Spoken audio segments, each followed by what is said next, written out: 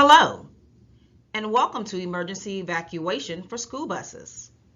This presentation brought to you by our dispatchers for Fulton County Transportation. It is our intent to show you the procedures that should be followed in evacuating a bus in case of an emergency. You will learn the reasons to evacuate, the factors to consider in evacuating, and ways to evacuate your bus in an emergency. Knowing how, when, and why you should evacuate a bus is very important to the safety of your passengers. Making the decision to evacuate or not is a critical issue, and you should be able to analyze and execute your decision in the shortest reaction time possible. Performing practice evacuation procedures will substantially improve your ability to get the passengers off in a safe and efficient manner. So when should you evacuate a school bus? Fire. It is important to know that a bus can be engulfed in flames within 3 minutes. Time is important and practice is important to all students. Railroad. When the bus stops on or near tracks, you should evacuate. Students should move away from the tracks and toward the approaching train to keep from being in the path of danger. A hazmat incident or biohazard on the bus. A security situation on the bus. The bus is in an unsafe position due to weather, mechanical failure, road conditions, or motor vehicle collision. There is always the possibility of having to stop the bus in an unsafe position. There may not be enough room on the shoulder, or the shoulder of the road is unstable or steep. Again, a decision to evacuate or not is facing you. Where would riders be the safest? On the bus or off the bus? Ultimately, the decision to evacuate is based on your evaluation of where the riders would be safest, on the bus or off the bus. In some situations, it may be an easy choice. For example, if the bus is already on fire. In other situations, you need to think through your options. We have emergency evacuation procedure for regular riders and special need riders. In all types of evacuations, it is important for you to listen to my instructions, remain calm, walk quickly as you leave the bus, do not run, leave books, lunch boxes, and other personal belongings on the bus. Stay seated until it is your turn to leave the bus. We will unload letting seats take turns going from side to side. We practice an emergency evacuation through the front door. Point out all the exit points, including how to kick out the windshield if necessary. Demonstrate how to open the exit windows, the rear door, and the roof hatch. Tell the students who your helpers are and what they are going to be doing. One helper should be stationed at the front door to count the students as they exit and to direct them to the safe location. Another helper should be stationed at the safe location to count the students as they arrive and to be the rally point. In an emergency, these helpers are to assist other students if necessary in getting out of the bus. It is important that every student on the bus know their role in an evacuation. We will start unloading with the seat behind me, and I will move toward the back of the bus, going seat to seat, side to side as you unload. Once you evacuated, you must all stay together as a group. The emergency door is to be used only at my directive at all times. Who should help you make the decision to evacuate? Yes, dispatch.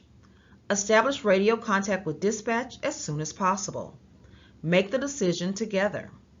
Please do not make the decision by yourself. If time allows, dispatch can notify emergency personnel. Ask 2 questions. Can you move the bus to a safer location rather than evacuating? If you cannot move to a safe location, is there a safe place for the riders to assemble? Let's discuss the 3 basic types of emergency evacuations: the front door evacuation, the rear door evacuation, and a combination front and rear door evacuation. It should be practiced first before attempting the rear door evacuation. Safe evacuation involves deciding which exit to use and then following the procedures for using that exit. Which exit to use? Front door, front and/or rear, the window, which is the side, the windshield or the back window, or the roof hatch. Front rear door evacuation. Know how hold open devices work. Student helpers exit first. Student helpers help riders out of the bus.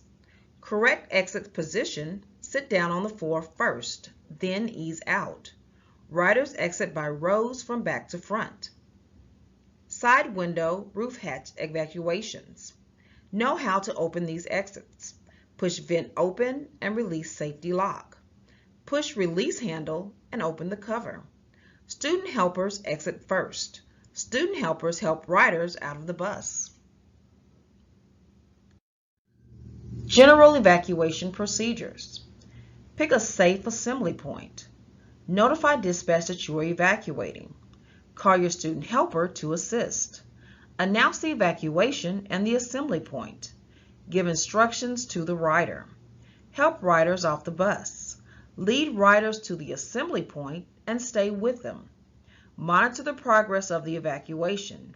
You need to know where the riders are at all times. Make sure all riders are off the bus. The driver is the last to exit. Account for all riders through evacuation. Be aware of where the riders go, who they are released to, the parent, another bus, or if they're transported to the hospital. Follow district procedures or direction of the first responders and district official. Leave belongings on the bus. Go to the chosen location. Stay in the group until further instruction from the driver. Both driver and student helper needs to know how the hold open device works on the rear door. Student helper exits first, then helps the riders out of the bus. Students sit down on the floor first, then ease out and walk to the safe location. Riders exit by rows from back to front. Side window and roof hatch. Both driver and student helper needs to know how to open these exits. Push vent open and release the safety lock. Push release handle and open the cover. Student helper exits first and helps riders out of the bus. Drivers, we cannot wait until the last minute to deal with an emergency evacuation. Whether you drive regular riders or special need riders, you need to plan for how you will handle an emergency. Think through an emergency evacuation beforehand and conceptualize how it should unfold. Have emergency numbers at hand. Identify student helpers before an emergency occurs. Get permission for helpers in writing from a parent for a student to help with evacuating and moving kids to a designated location. You do not want to surprise their parents after an incident. Teach the student helper how to help you.